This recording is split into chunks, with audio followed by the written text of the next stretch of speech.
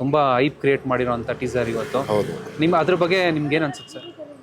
ನೋಡಿದೆ, ಟೀಸರ್ ಚೆನ್ನಾಗಿದೆ ಅಂತ ಹೇಳೋಕ್ಕಾಗಲ್ಲ, ಯಾಕೆಂದರೆ ಅದ್ಭುತವಾಗಿದೆ, ಆದರೆ ಅದನ್ನು ಚೆನ್ನಾಗಿದೆ ಅಂತ ಹೇಳೋಕ್ಕಾಗಲ್ಲ. ಯಾಕೆ ಚೆನ್ನಾಗಿಲ್ಲ ಅಂತ ಹೇಳೋಕ್ಕಾಗಲ್ಲ ಅಂದರೆ ಅದರಲ್ಲಿ ಜಾತಿ ವ್ಯವಸ್ಥೆ, ಅಧಿಕಾರದ ವ್ಯವಸ್ಥೆ, ಈ ಅಂದರೆ ನಮ್ಮ ದೇಶ ಆಗಲಿ ಅಥವಾ ನಮ್ಮ ಪ್ರಪಂಚದಲ್ಲಿ ನಡೆಯುವಂಥ ಒಂದು ಕೆಲವು ಘಟನೆಗಳನ್ನ ತೋರಿಸ್ತಾ ಇರೋದು. ಈ ಜಾತಿ ಧರ್ಮ ಜಾತಿ ಅಂದ್ಕೊಂಡು ಹೊಡೆದಾಡ್ಕೊಂಡು ಸಾಯೋದು ನೋಡಿ. ಅದರಲ್ಲಿ ನೋಡಿರೋ ಥರ ಇದಿದೆ, ಅದರಲ್ಲಿ ಏನೋ ಮೊಬೈಲ್ ಇದೆ, ನೆಟ್ವರ್ಕ್ ಇದೆ, ಆಮೇಲೆ ಇಂಟರ್ನೆಟ್ ಇದೆ, ಆಮೇಲೆ ಎಲ್ಲ ಥರದ ತಂತ್ರಜ್ಞಾನ ಇದೆ. ಅಷ್ಟು ತಂತ್ರಜ್ಞಾನ ಇದ್ರೂ ಹಾಕೊಳ್ಳೋಕ್ಕೆ ಬಟ್ಟೆ ಇಲ್ಲ, ತಿನ್ನೋಕ್ಕೆ ಊಟ ಇಲ್ಲ. ಅಂದರೆ ಈ ಜಾತಿ ಅನ್ನೋ ವ್ಯವಸ್ಥೆ ಎಲ್ಲಿವರೆಗೂ ಇರುತ್ತೆ ಅಲ್ಲಿವರೆಗೂ ಯಾವುದೇ ದೇಶನೂ ಉದ್ಧಾರ ಆಗಲ್ಲ. ಉದಾಹರಣೆಗೆ ನಾನು ನೋಡಿರೋ ಥರ ಈ ಸಿರಿಯಾ, ಆಮೇಲೆ ಈ ರಷ್ಯಾ, ಯುಕ್ರೇನು ಅಥವಾ ಕೆಲವು ದೇಶಗಳು ಇವತ್ತು ಒಬ್ರಿಗೊಬ್ರು ಜಾತಿ ಧರ್ಮದ ಮೇಲೆ ಒಬ್ರಿಗೊಬ್ರು ದಾಳಿ ಮಾಡ್ತಾ ಇದ್ದಾರೆ. ಈ ದಾಳಿ ಮಾಡೋದ್ರಿಂದ ಏನು ಅಂದರೆ ಅಲ್ಲಿಂದ ಊಟ, ಬಟ್ಟೆ ಅಥವಾ ಒಂದು ಮೂಲಭೂತ ಸೌಕರ್ಯಗಳು ಸಿಗಲ್ಲ. ಸುಮ್ಮನೆ ದೇಶ ಹಾಳಾಗುತ್ತೆ. ಆಮೇಲೆ ನೋಡಿ, ಆ ಟೀಸರಲ್ಲಿ ಹಾಕಿರೋ ಥರ ತುಂಬ ದೊಡ್ಡ ನಗರ ನಾಶ ಆಗಿದೆ. ಆದರೆ ಅಲ್ಲಿ ಊಟ ಇಲ್ಲ, ತಿನ್ನೋಕ್ಕೆ ಏನೂ ಇಲ್ಲ.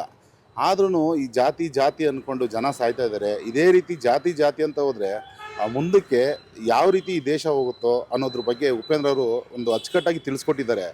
ಟೀಸರು ಚೆನ್ನಾಗಿದೆ ಅಂತ ಹೇಳಬಾರ್ದು, ಅರ್ಥ ಮಾಡ್ಕೋಬೇಕು ಅದನ್ನು. ಯಾಕೆಂದರೆ ಅದು ಚೆನ್ನಾಗಿರೋ ಥರ ಎಂಟರ್ಟೈನ್ಮೆಂಟ್ ಇಲ್ಲ ಅದರಲ್ಲಿ ಏನಿದೆ, ನಮ್ಮ ದೇಶದ ವ್ಯವಸ್ಥೆ ಮುಂದಕ್ಕೆ ಯಾವ ರೀತಿ ಆಗ್ಬೋದು, ಜಾತಿ ವ್ಯವಸ್ಥೆಯಿಂದ ಈ ರಾಜಕಾರಣಿಗಳು ನಮ್ಮನ್ನು ಯಾವ ರೀತಿ ಆಳ್ತಾ ಇದ್ದಾರೆ, ಆ ಜಾತಿಯನ್ನು ವಿಷದ ಬೀಜನ ಬಿತ್ತಿ ನಮಗೆಲ್ಲ ಯಾವ ರೀತಿ ಅವರು ತಪ್ಪುದಾರಿಗಳಿತಾ ಇದ್ದಾರೆ. ಇಲ್ಲಿ ನಾವು ಹೊಡ್ಕೋಬೇಕು, ನಾವು ಹೊಡೆದಾಡ್ಕೊಂಡು ಸಾಯಬೇಕು. ಒಟ್ಟಿನಲ್ಲಿ ಜಾತಿ ವ್ಯವಸ್ಥೆಯಿಂದ ನಾವು ಸಾಯಬೇಕು. ಅವ್ರು ಮಾತ್ರ ದುಡ್ಡು, ಹಣ ಎಲ್ಲ ಮಾಡ್ಕೊಂಡು ಆಡಂಬರ ಮಾಡಿಕೊಂಡು ಚೆನ್ನಾಗಿದ್ದಾರೆ. ಅವ್ರ ಮಕ್ಕಳೆಲ್ಲ ವಿದೇಶದಲ್ಲಿ ಓದ್ಕೊಂಡು, ರಾಜಕಾರಣಿ ಮಕ್ಕಳೆಲ್ಲ ನಂತರ ಅವ್ರದ್ದೇ ಒಂದು ಎಜುಕೇಷನ್ ಟ್ರಸ್ಟ್ಗಳು ಇಟ್ಕೊಂಡು ಅವರು ಅದ್ರಲ್ಲಿ ದುಡ್ಡು ಮಾಡಿಕೊಂಡು ಎಲ್ಲಿ ನೋಡಿದ್ರು ಅವ್ರದ್ದೇ ಆಸ್ತಿಗಳು, ಅವ್ರದ್ದೇ ಹಣಕಾಸು. ಈ ರಾಜಕಾರಣಿಗಳು ಜಾತಿಯನ್ನು ವಿಷ ಬೀಜ ಬೀಸ್ತಾರೆ. ಎಲ್ಲರೂ ಸ್ಟೇಜ್ ಮೇಲೆ ಇರ್ತಾರೆ, ಕೆಳಗಡೆ ಕಾರ್ಯಕರ್ತರು ಬರೀ ಚಪ್ಪಾಳೆ ಹೊಡೆಯೋಕ್ಕಷ್ಟೇ ಅವರು ಇರೋದು, ಸೀಮಿತ ಆಗಿರೋದು. ನಾವಿಲ್ಲಿ ಜಾತಿ ಅಂದ್ಕೊಂಡು ನಾವು ಸಾಯ್ತಾ ಇರ್ತೀವಿ. ಆದರೆ ಅದ್ರ ಬೇಳೆ ಬೇಯಿಸ್ಕೊಳ್ಳೋರು ತುಂಬ ಜನ ಇದ್ದಾರೆ. ಅದನ್ನ ಅರ್ಥಪೂರ್ಣವಾಗಿ ಹೇಳಿದ್ದಾರೆ. ಅಂದರೆ ಜಾತಿ ವ್ಯವಸ್ಥೆ ಬಿಡಬೇಕು. ಹೌದು, ಜಾತಿ ವ್ಯವಸ್ಥೆ ಅನ್ನೋದು ಬಿಡಬೇಕು ಮೊದಲು.